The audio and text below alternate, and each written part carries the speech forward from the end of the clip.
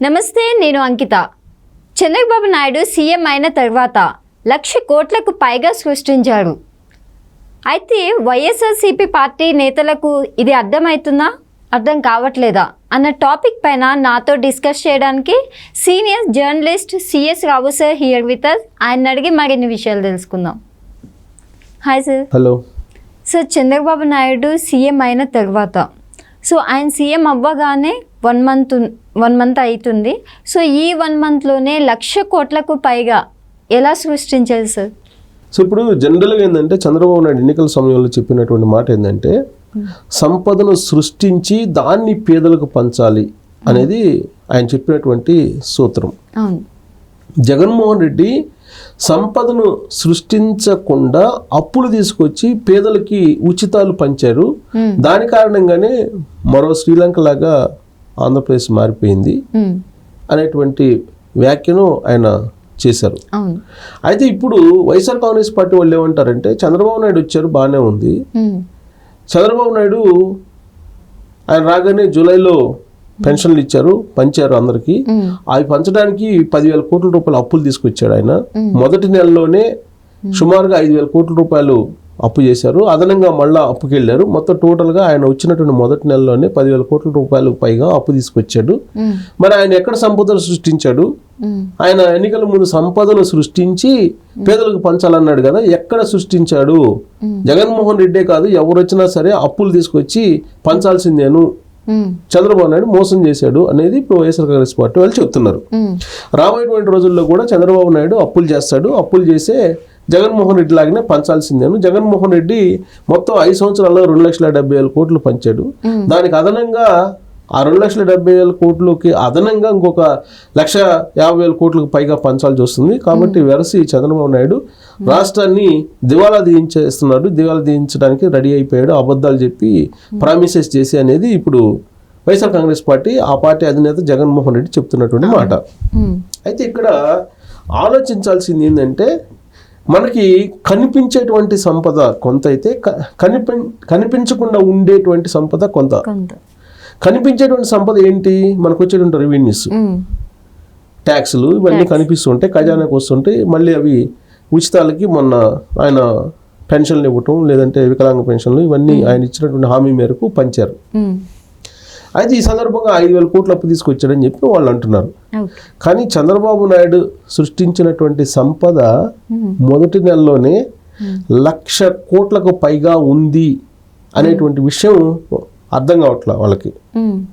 ఎందుకనంటే ఎందుకు అర్థం కావట్లేదంటే అది కంటికి కనిపించట్లా, పరోక్షంగా పెరిగినటువంటి సంపద. అది పరోక్షంగా పెరిగినటువంటి సంపద మనకు కనిపించదు. ఎగ్జాంపుల్ చెప్తాను నేను. ఇప్పుడు డైరెక్ట్ ట్యాక్స్, ఇండైరెక్ట్ ట్యాక్స్ అని 2 రకాలు ఉంటాయి ప్రభుత్వానికి వచ్చేటువంటి ఆదాయ మార్గాలు. డైరెక్ట్ ట్యాక్స్ అంటేనేమో ఒక ఎంప్లాయీ కట్టేటువంటి ట్యాక్స్, ఐటీ రిటర్న్ చేస్తారు కదా, ఐటీ రిటర్న్స్ లో నేను ఇంత ట్యాక్స్ కట్టానని చెప్పి మనకు కనిపిస్తుంది. ఇండైరెక్ట్ ట్యాక్స్ తీసుకుంటే నువ్వు కొనేటువంటి అగ్గిపెట్టి దగ్గర నుంచి నువ్వు కొనేటువంటి చిన్న చిన్న ఏ వస్తువు, సోపు దగ్గర నుంచి ప్రతి వస్తువు మీద ట్యాక్స్ ఉంటుంది. సో ఆ ట్యాక్స్ ఇండైరెక్ట్ ట్యాక్స్ అంటారు దాన్ని. ఏ వస్తువు కొన్నా ట్యాక్సే కదా, నువ్వు బొట్టు బిళ్ళ కొన్నా ట్యాక్సే, ఏది కొన్నా కానీ ట్యాక్స్ పరిధిలో వచ్చే ఏ వస్తువు కొన్నా ట్యాక్స్ అది ఇండైరెక్ట్ గా ప్రభుత్వానికి వెళ్ళిపోతుంది జిఎస్టీ రూపంలో. ఇప్పుడు సిఎస్టీ అంటే సెంట్రల్ పోయే భాగం, ఎస్జిఎస్టీ స్టేట్ ట్యాక్స్ అనేది ఒకటి ఉంటుంది. సో అది ఈ రాష్ట్రం కేంద్రానికి ఆ ట్యాక్స్ వెళ్ళిపోతూ ఉంటుంది, ఇండైరెక్ట్ ట్యాక్స్. అలాగే డైరెక్ట్ ట్యాక్స్ ఎంప్లాయీస్ కట్టేది డైరెక్ట్, అది కనిపిస్తుంది, ఇది కనిపించదు. ఇట్లా 2 రకాలుగా ఉంటుంది. అలాగే సంపద సృష్టి కూడా ఇండైరెక్ట్ గా సంపద సృష్టి అనేది కనిపిస్తూ ఉంటుంది. ఎలా చంద్రబాబు నాయుడు 1,00,000 కోట్లు పైగా సృష్టించగలిగాడు అనేది కనుక మనం తీసుకుంటే, అమరావతి రాజధాని తీసుకుందాం, ఎగ్జాంపుల్ తీసుకుందాం. అమరావతి రాజధాని, కేవలం అమరావతి రాజధానినే మనం తీసుకోవచ్చు ఎగ్జాంపుల్గా. తీసుకుంటే అక్కడ 33,000 ఎకరాలని 2014 నుంచి 2019 వరకు సీఎంగా ఉన్నప్పుడు చంద్రబాబు నాయుడు సమీకరించారు. తీసుకోవాలా, ఆయన సమీకరించారు, ఇండివిజువల్గా వచ్చింది. ఆయన ఇండివిజువల్గా రైతులు ఇచ్చారు రాజధాని నిర్మాణం కోసం. అది ఆ రోజున 4 కోట్లు పలికింది అప్పట్లో. జగన్మోహన్ రెడ్డి అధికారంలోకి వచ్చిన తర్వాత ఆ 4 కోట్లు కాస్త 40 లక్షలకు పడిపోయింది ఎకరం. ఉమ్. దాన్ని ఏమంటారు? సంపదని నాశనం చేయడం అంటారు. సంపదను నాశనం చేశాడు అప్పుడు ఆయన. సంపదను ఒకవైపు నాశనం చేశాడు, ఇంకొక వైపు ఏమో అప్పులు తీసుకొచ్చి ఉచితాలకు పంచాడు. దాంతో ఏమైంది? కోలుకోలేని పరిస్థితికి ఆంధ్రప్రదేశ్ వెళ్ళిపోయింది.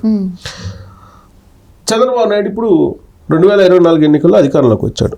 జస్ట్ నెల అయింది, సుమారుగా నెల దాటిందనుకో, 1-2 రోజులు.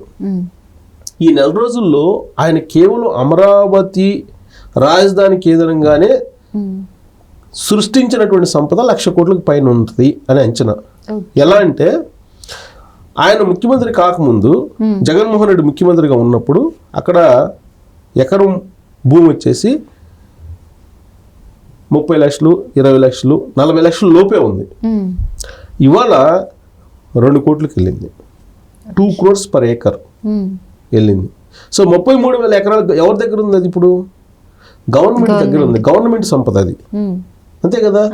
అంటే ఎకరాకి 30 లక్షల నుంచి 2 కోట్లకు పోయిందని అంటే లెక్కేసుకో. యావరేజ్ ఒక 2 కోట్లు వేసుకో. ఎకరా 2 కోట్లు వేసుకుంటే కనుక 1000 ఎకరాలు వచ్చేసి 2,000 కోట్లు, 10,000 ఎకరాలు వచ్చేసి 20,000 కోట్లు, 30,000 ఎకరాలు వచ్చేసి 60,000 కోట్లు, 60,000 కోట్లు, అంతే కదా. ఇంక మళ్ళీ మాస్టర్ ప్లాన్ దగ్గర అక్కడ ఇంకా ఎక్కువ ఉంటుంది. సో కాబట్టి ఇప్పుడు అక్కడే మనకి దాదాపుగా 60 నుంచి 70,000 కోట్ల రూపాయలు సంపద సృష్టి కనిపిస్తుంది. ఇది కాకుండా చంద్రబాబు నాయుడు అధికారంలోకి వచ్చిన తర్వాత రాష్ట్ర వ్యాప్తంగా సుస్థిరమైనటువంటి ప్రభుత్వం అధికారంలోకి వచ్చిందని చెప్పి మొత్తం సంపద వాల్యూ పెరిగింది. అసలు దాన్ని మనం క్యాలిక్యులేట్ చేయలేం ఎంత పెరిగింది అనేది. ప్రతి చోట భూముల యొక్క వాల్యూ పెరిగింది, ప్రతి చోట పెరిగింది. ఇది సంపద సృష్టించడం కాదా? ఇప్పుడు ఎక్కడ సంపద సృష్టించాడు చంద్రబాబు నాయుడు అని అడుగుతున్నారు వైఎస్ఆర్ కాంగ్రెస్ పార్టీ వాళ్ళు. మరి ఇది కేవలం రాజధాని ఏరియాలోనే మనకు 60 నుంచి 70,000 కోట్ల పైగా కనిపిస్తుంది. మరి రాష్ట్ర వ్యాప్తంగా మరి 1,00,000 కోట్ల పైగా పెరిగిందండి అంటే అతిశయోక్తి కాదు కదా. 1,00,000 కోట్లకు పైగా సంపద సృష్టించబడింది కదా. సరే, ఇప్పుడు చంద్రబాబు నాయుడు అప్పులు తీసుకొస్తాడు మళ్ళా అనుకుందాం. ఇప్పుడు ఆ రోజున జగన్మోహన్ రెడ్డి అమరావతి సంబంధించినటువంటి ల్యాండ్స్ ని పెట్టి అప్పు తీసుకొచ్చాడు కదా. అప్పు తీసుకొచ్చినప్పుడు ఆ రోజు ఉన్నటువంటి వాల్యూ ఎంత ఉంటుంది? ఎంత జనరేట్ చేస్తుంటారు? ఆన్ పేపరు 30 లక్షల కోట్లు, 30 లక్షలు ఎకరాకి, లేదంటే 40 లక్షలు చేసి ఉంటారు. ఇవాళ చంద్రబాబు నాయుడు అప్పుకి వెళ్తే దాన్నే 2 కోట్లు ఆన్ పేపర్ 2 కోట్లు వాల్యూ చేసి అప్పు తీసుకుంటాడు కదా. అది సంపద సృష్టే కదా. అది సంపద సృష్టే కదా. అంటే నా ప్రాపర్టీ నాకు ఎకరం ఉందనుకో, సపోజ్ నా ప్రాపర్టీ గతంలో 20 నుంచి 30 లక్షలు ఉండేది, ఇవాళ 2 కోట్లకి వెళ్ళిందంటే అది సంపద సృష్టి కాదా? నేను చెప్పింది ఓన్లీ ప్రభుత్వానికి సంబంధించినటువంటి ఆస్తులే. మళ్ళీ ప్రైవేట్ వ్యక్తుల ఆస్తులకు సంబంధించిన సంపద ఎంత పెరిగి ఉంటుంది? సో కాబట్టి 2029 నాటికి ఎస్బీఐ వాళ్ళు వేసినటువంటి అంచనా ప్రకారమే 25 లక్షల కోట్ల రూపాయల ఆదాయాన్ని కలిగి ఉంటుంది అమరావతి రాజధాని అని చెప్పి అప్పట్లోనే చెప్పారు వాళ్ళు లెక్కేసి. ప్రతి ఏడాది ఎస్బీఐ వాళ్ళు ఫైనాన్షియల్ స్టేట్మెంట్ ఒకటి ఇస్తూ ఉంటారు. సో వాళ్ళు ఏం చెప్పారంటే జగన్మోహన్ రెడ్డి ఉన్నప్పుడు అమరావతి రాజధాని కూలిపోకపోతే, జగన్మోహన్ రెడ్డి కనుక కూల్చకుండా ఉన్నట్టయితే 2029 నాటికి 25 లక్షల కోట్ల రూపాయల ఆదాయం కలిగి ఉండేటువంటి రాజధానిగా ఏర్పడేది అని చెప్పి వాళ్ళు వేసినటువంటి అంచనా ఎస్బీఐ వాళ్ళు. ఆ అంచనా ఎలా వేశారంటే ఇప్పుడు నేను చెప్పినట్టే. ఇప్పుడు దాని వాల్యూ సంపద పెరుగుతుందంటే నీకు అమరావతి ఏరియా మొత్తం కూడా అటు ప్రభుత్వం కానీ ఇటు ప్రైవేటు ఆస్తులు కానీ పెరిగితే 25 లక్షల కోట్ల రూపాయలు అనేది ఈజీగా వాళ్ళు వేసినటువంటి అంచనా 2029 నాటికి రీచ్ అవుతారు డెఫినెట్గా. ఇప్పుడు చంద్రబాబు నాయుడు ఆ రాజధాని 33,000 ఎకరాల్లో కనుక నిర్మిస్తే చుట్టుపక్కల ఉండేటువంటి ప్రాంతాలకు సంబంధించిన సంపద అంతా పెరుగుతుంది కదా. అంటే రాజధాని ఏరియాకి సంబంధించి 25 లక్షల కోట్ల రూపాయలు పైగా ఆదాయం వచ్చి ఉండేది 2029 నాటికి. నిజంగానే ఎస్బీఐ వేసినటువంటి అంచనా ప్రకారం. కేవలం నేను రాజధాని అమరావతి గురించి చెప్తున్నా. ఇది కాకుండా వైజాగ్, చంద్రబాబు నాయుడు అధికారంలోకి వచ్చిన తర్వాత వైజాగ్కి అక్కడికి ఐటీ ప్రమోట్ చేస్తానని చెప్తున్నారు. అలాగే ఆయన విజయవాడని ఆయన డెవలప్ చేసి ఎలాగూ రాజధాని డెవలప్ అవుతుంది అక్కడ. తిరుపతి ఆల్రెడీ శ్రీ సిటీ ఉంది, హార్డ్వేర్ హబ్గా మారుస్తున్నారు రాయలసీమ ఏరియాని.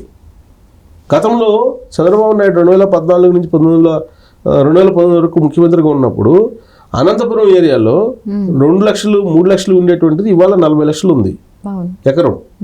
అది సంపద సృష్టే కదా. ఇప్పుడు చంద్రబాబు నాయుడు మళ్ళీ ఇప్పుడు లాస్ట్ టైం కియా తీసుకొచ్చారు, ఇప్పుడు మళ్ళీ వేరే కంపెనీ తీసుకురావడానికి సిద్ధం అవుతున్నారు. సో అక్కడ కూడా కోట్ల రూపాయలకి వెళ్ళే అవకాశం ఉంది ఎకరం భూమి. Okay, right, thank you sir. Thank you.